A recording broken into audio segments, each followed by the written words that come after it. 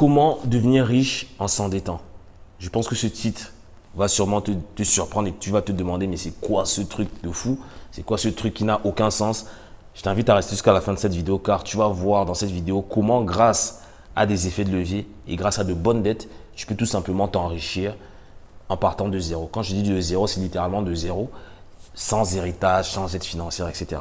Donc reste bien jusqu'à la fin. Avant de commencer, je t'invite à t'abonner à cette chaîne YouTube pour rejoindre des dizaines de milliers d'entrepreneurs et investisseurs. Je t'invite également pour nous aider à mettre un pouce bleu et à laisser un commentaire car dès que tu fais ça, YouTube référence mieux la vidéo et ça nous permet de nous faire connaître un plus grand nombre de personnes.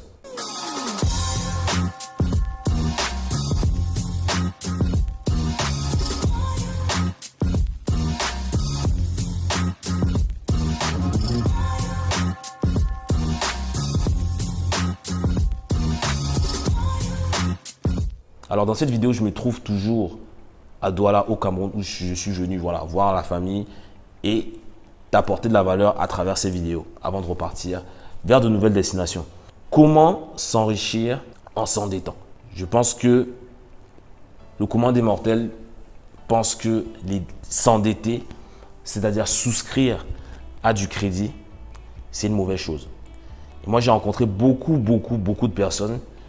Dès qu'on parle de crédit, ils voient tout simplement le mal en fait. C'est-à-dire oui, c'est la banque, c'est le diable, etc. J'ai reçu des commentaires vraiment mais qui n'ont aucun sens. Littéralement qui n'ont aucun sens.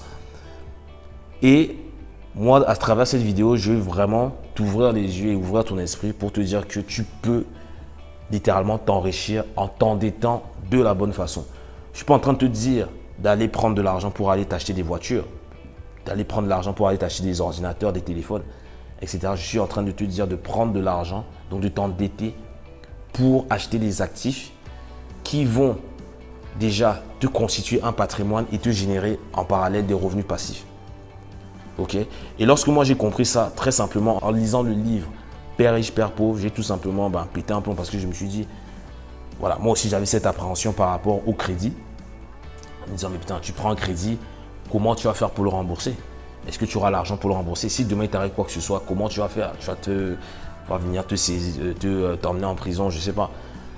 Et lorsque j'ai compris l'effet de levier de l'immobilier, ça m'a littéralement retourné le cerveau parce que l'investissement immobilier, c'est le seul levier, c'est le seul domaine en tout cas où tu peux prendre de l'argent de quelqu'un d'autre. Quand je dis le quelqu'un d'autre, c'est la banque. Donc tu prends de l'argent de la banque, tu achètes un bien immobilier et ce bien immobilier-là, il est remboursé par une autre personne.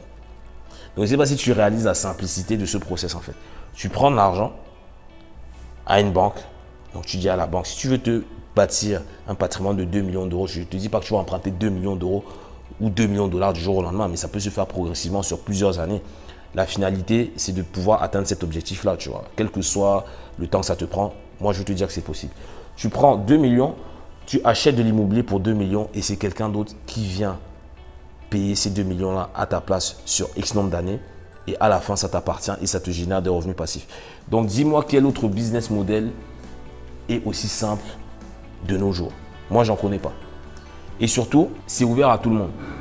C'est ouvert à tout le monde dans le sens où, quelle que soit ta couleur de peau, quelle que soit ta religion, quelle que soit ton origine sociale, quel que soit ton niveau scolaire, qui que tu sois en fait, pour faire simple, qui que tu sois, tu peux avoir accès à ce levier-là. Tu peux avoir accès à ce levier-là. Et moi, je dis, il y a des personnes qui ont soulevé des montagnes et des montagnes de dettes et qui ont fait de bons investissements et qui aujourd'hui pèsent une fortune et qui du coup ont un impact derrière sur beaucoup plus de monde.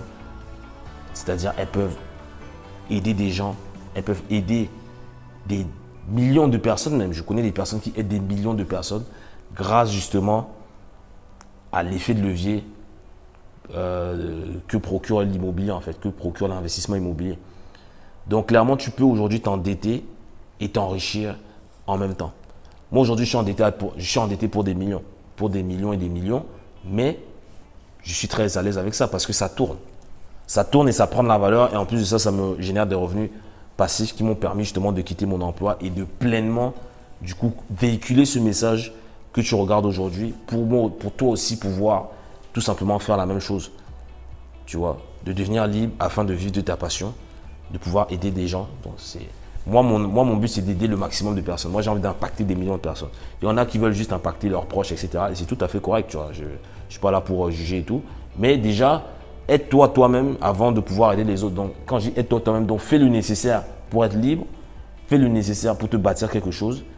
Donc, tu t'aides d'abord, après, tu vas aider les autres. Et après, donc, quand j'ai aidé les autres, c'est d'abord, ça va être bien sûr ta famille. Tu ne vas pas aider, je veux dire, la terre entière avant même d'avoir aidé ta famille. Tu aides ta famille, tu aides tes proches. Après, tu vas à la conquête du monde si tu le souhaites. Mais littéralement, c'est vraiment ça que tu dois mettre en place, c'est-à-dire investir dans des actifs et dans des choses qui vont te rapporter de l'argent et qui vont également s'apprécier avec le temps. Tu vois, moi, j'ai toujours un exemple phare d'un ami à moi qui a fait une erreur, mais vraiment monumentale. C'est-à-dire, le gars, il a 20 000 euros, 20 000 euros, 20 000 dollars. Donc, je fais toujours le switch entre les devises parce que je sais qu'on a des personnes qui nous suivent en Europe et des personnes qui nous suivent au Québec. Donc, cette personne a 20 000, on va dire 20 000. 20 000 d'argent lourdement travaillé. C'est-à-dire, le gars, il a travaillé 2 ans pour accumuler ce capital-là.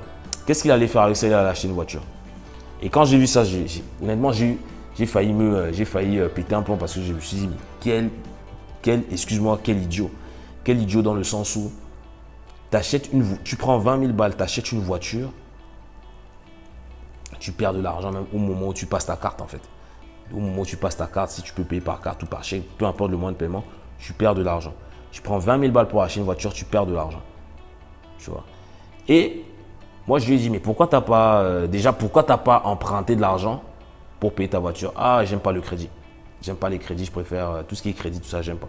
Parce qu'il y a des intérêts, etc. Sachant que le gars, il ne sait même pas que les intérêts sont déductibles, dépendamment de comment tu tournes la chose, en fait. J'aime pas les crédits. Ok, je lui dis, bon, pourquoi tu n'as pas pris cet argent pour investir en immobilier? C'est mieux que clairement d'acheter une voiture, tu vois. Moi, aujourd'hui, je n'ai pas de voiture, je n'ai aucun complexe par rapport à ça parce que tout simplement, honnêtement, pour moi, ça me sert à rien. Le jour où j'aurai des enfants, etc., là, je serai bien obligé de prendre une voiture. Je ne vais pas trimballer mes enfants comme ça. Dans la rue comme ça, non, je crois que j'ai une voiture, mais honnêtement aujourd'hui ça me sert à rien. Je lui dis mais pourquoi tu n'as pas acheté de l'immobilier? Il me dit ah non mais l'investissement immobilier pour moi ça marche pas. Si les locataires ne te paient pas, en plus tu as du crédit, etc. C'est long et tout et tout. Ce que moi j'aurais fait à sa place, j'aurais pris les 20 000. Et ça j'en parle même très souvent dans mes masterclass. Tu prends 20 000, tu le mets même, il y a même des moyens de même pas injecter cet apport-là. Tu le mets sur une opération immobilière qui va te rapporter assez de cash flow pour finalement soit te payer ta voiture en location, soit payer le crédit pour financer ta voiture. Finalement, ça ne te coûte rien. Donc, tu as une voiture et ça ne te coûte rien en fait, parce que c'est ton bien immobilier qui le paye à ta place. Donc, dis-moi, est-ce que tu préfères justement entre ces deux stratégies?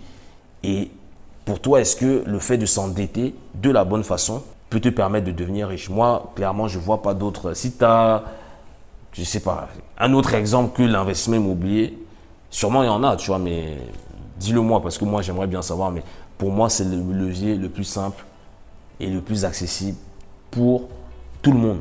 Justement, pour te remercier, je te propose quelque chose, c'est de télécharger un e-book totalement offert où justement je te donne 5 étapes pour investir en immobilier. En plus de ça, tu auras un petit bonus où je te montre justement comment en seulement 1 an j'ai pu faire un profit à l'achat. Je parle bien de profit à l'achat de 100 000 euros, c'est-à-dire 150 000 dollars grâce à l'investissement immobilier. Donc, je t'invite vraiment à regarder dans le lien juste en dessous. Tu auras accès à cet e-book et moi, je te souhaite tout le meilleur pour ta réussite. N'hésite pas si tu as des questions à les poser. On y répondra dans une prochaine vidéo. C'était Florent de Global Investisseur et je te souhaite tout le meilleur pour ta réussite. À très bientôt. Ciao.